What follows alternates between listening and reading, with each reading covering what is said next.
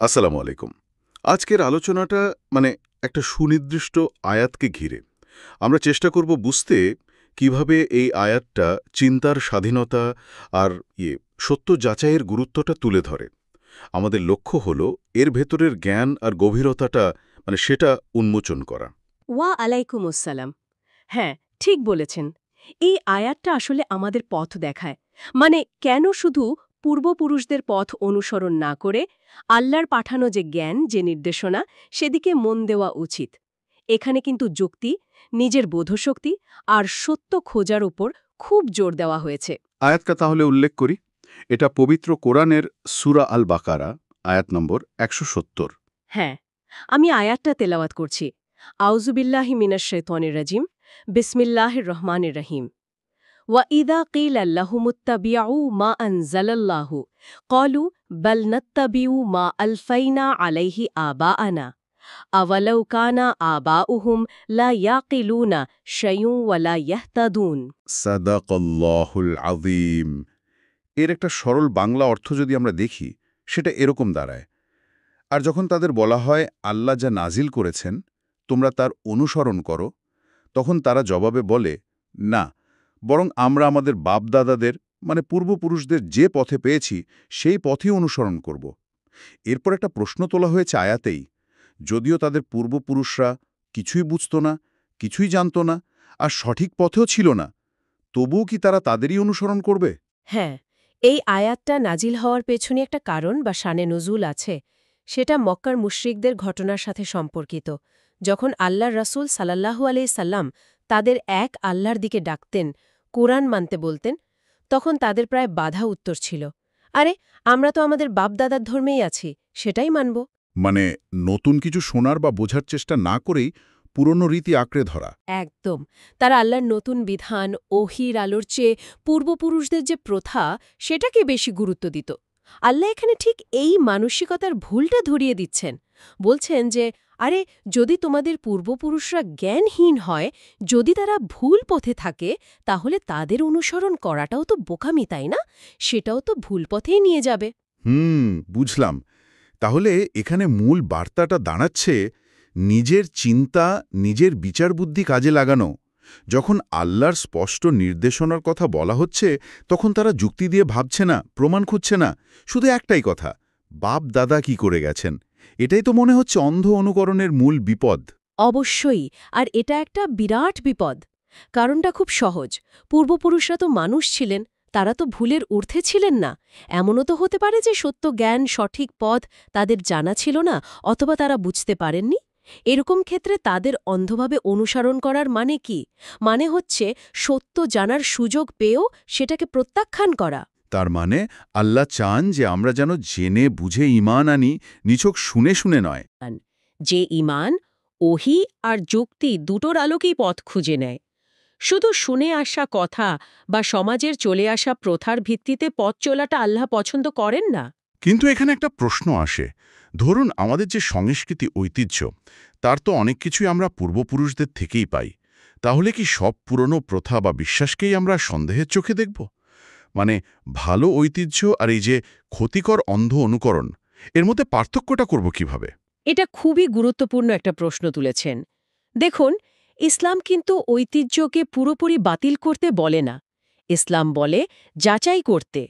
যে ঐতিহ্য বা প্রথা আল্লাহর নির্দেশের সাথে মেলে, যা মানুষের জন্য ভালো, কল্যাণকর, সেটা অবশ্যই গ্রহণীয়।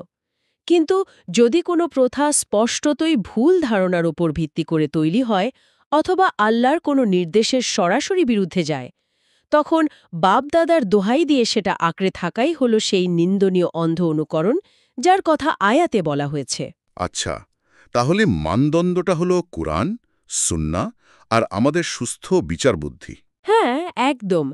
কোনো কিছু পুরনো বলেই ভালো বা খারাপ হয়ে যায় না। দেখতে হবে সেটা সত্য কিনা, যুক্তিসঙ্গত কিনা, আর আল্লাহর নির্দেশের সাথে সঙ্গতিপূর্ণ কিনা। এটাই আসল কথা। ব্যাপারটা বেশ পরিষ্কার হলো।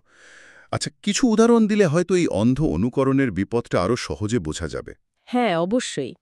ধরুন, কারো কাছে একটা কম্পাস আছে, কিন্তু সেটা পুরনো আর ভাঙা। সে যদি ওই ভাঙা কম্পাস ধরেই কোনো অচেনা জায়গায় যাত্রা করে, সে কি ঠিক পথে পৌঁছাতে পারবে? না, পথ হারাবে তো বটেই। ঠিক তেমনি পুরনো বিশ্বাস বা রীতি যদি যাচাই না করে কেউ আঁকড়ে ধরে থাকে, আর সেই বিশ্বাস যদি ভুল হয়, তাহলে সেও তো জীবনের সঠিক পথ থেকে সরে যাবে, তাই না? খুব ভালো উদাহরণ। অথবা এমনও তো ভাবা যায়, একজন অন্ধ পথপ্রদর্শক, সে যদি পথ দেখায় তাহলে তো তার অনুসারীদের নিয়ে হয়তো গড়তেই পড়বে। একদম। তেমনি যে সমাজ বা ব্যক্তি নিজের বুদ্ধি বিবেচনা ব্যবহার না করে শুধু গতানুগতিকতাকে অনুসরণ করে চলে, তারাও কিন্তু অজ্ঞতা আর ভুলের একটা চক্রের মধ্যেই আটকে থাকে। আচ্ছা, এবার যদি একটু অন্য দিক থেকে দেখি, যেমন ধরুন মনোবিজ্ঞান বা সমাজবিজ্ঞানের দৃষ্টিতে এই ব্যাপারটা কিভাবে দেখা যায়? হ্যাঁ, সেটাও খুব ইন্টারেস্টিং। মনোবিজ্ঞানের দিক থেকে দেখলে মানুষ তো আসলে সামাজিক জীব। আমরা সবাই চাই সমাজে আমাদের একটা গ্রহণযোগ্যতা থাকুক, তাই না? অনেক সময় এই সামাজিক চাপ বা ধরুন সবাই যা করছে সেটাই করতে হবে, এই ভাবনা থেকে মানুষ সত্যটা জানার পরেও পুরনো ভুল ধারণা বা প্রথা আঁকড়ে ধরে থাকে। মানে দলছুট হতে চায় না। অনেকটা সেরকম। আবার কনফার্মেশন বায়াস বা নিশ্চিতীকরণ পক্ষপাত বলেও একটা ব্যাপার আছে। মানে মানুষ সাধারণত সেই তথ্যগুলোই খোঁজে বা সেভাবেই সবকিছু ব্যাখ্যা করতে চায় যা তার আগে থেকে থাকা বিশ্বাসকে সমর্থন করে।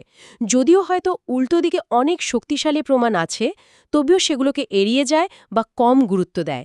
এই আয়াতটা কিন্তু আমাদের এই মানসিক দুর্বলতাগুলো থেকে বেরিয়ে আসার জন্য একটা ধাক্কা দেয়। সত্যকে সাহসের সাথে গ্রহণ করার কথা বলে। আর যদি সমাজতাত্ত্বিকভাবে দেখি, সমাজে এর প্রভাব কি? সমাজবিজ্ঞানের দিক থেকে দেখলে, যে সমাজে প্রশ্ন করাকে, বিশ্লেষণ করাকে, নতুন চিন্তা করাকে উৎসাহিত করা হয় না, সেখানে এই অন্ধ অনুকরণটা খুব সহজেই জায়গা করে নেয়। আর এর ফলে কি হয়? অজ্ঞাতা, কুসংস্কার, অনেক ক্ষতিকর প্রথা, এগুলো প্রজন্মের পর প্রজন্ম ধরে চলতে থাকে। সমাজের উন্নতি বাধা পায়। তার মানে যে সমাজ চিন্তাকে গুরুত্ব দেয় তারা এগোতে পারে। অবশ্যই। তারা সময়ের সাথে নিজেদের ভুল বুঝতে পারে, সংশোধন করতে পারে, উন্নত হতে পারে। আর দর্শনের কথা যদি বলি, ফিলোসফির দিক থেকে মানুষের আসল স্বাধীনতা কিসে?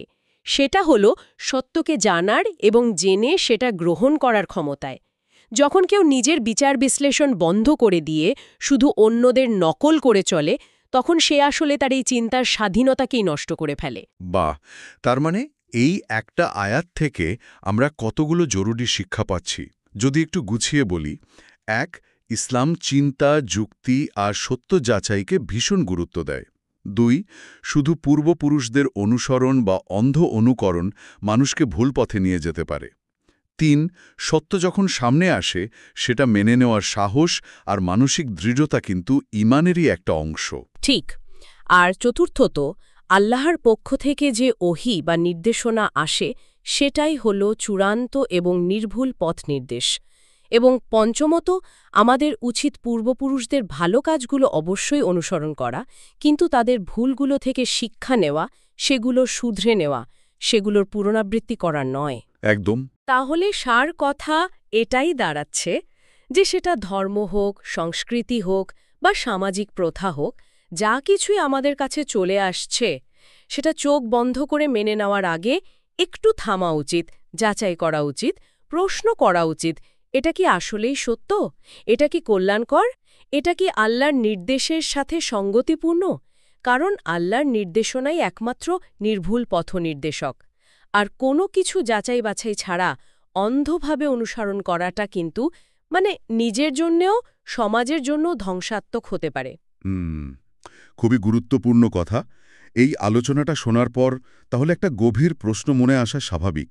আমরা আমাদের জীবনে যে বিশ্বাসগুলো, যে ধারণাগুলো, যে প্রথাগুলো উত্তরাধিকার সূত্রে পেয়েছি, সেগুলোকে আমরা আসলে কতটা বিচার বিশ্লেষণ করে গ্রহণ করেছি, নাকি কলের পুতুলের মতো না বুঝেই স্রোতের সাথে গা ভাসিয়ে দিয়েছি? এই আত্মজিজ্ঞাসাটা হয়তো আমাদের সবাইকে আরও গভীরভাবে চিন্তা করতে, সত্যকে খুঁজতে উৎসাহিত করবে। ইনশাআল্লাহ, সেটাই হওয়া উচিত। আপনাকে অনেক ধন্যবাদ আজকের এই আলোচনার জন্য। আপনাকেও ধন্যবাদ।